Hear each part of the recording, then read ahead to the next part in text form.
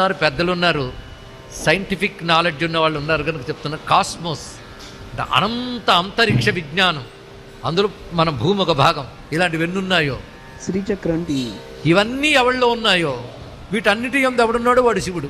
అది శివుడిని ఎలా ధ్యానించాలంటే చెప్తున్నారు ఇక్కడ, ఆపాతాళ నభస్థలాంత అంటే మన కంటికి కనబడని క్రింది లోకాలు మొదలుకొని మన కంటికి గోచరించిన పైలోకాల వరకు వ్యాపించిపోయినటువంటి జ్యోతిస్ఫాటిక లింగం, జ్యోతిర్లింగం, స్ఫటికలింగం ఏదైతే ఉన్నదో దాన్ని నేను ధ్యానిస్తున్నాను అన్నారు ఇక్కడ. అంటే ఎదురుగా నువ్వు పార్థివలింగం పెట్టుకో, ఇంత లింగం పెట్టుకో, అంత లింగం పెట్టుకో, ధ్యానిస్తున్నది ఎంత లింగం? నీ కొలత కందని లింగం. కనబడిన కింది లోకాల నుంచి కనబడిన పైలోకాల వరకు అంతటా వ్యాపించిపోయాడు. ఎలా వ్యాపించిపోయాడు? జ్యోతిగా, స్ఫటికముగా అన్నారు ఇక్కడ. అంటే స్ఫటికం అంటే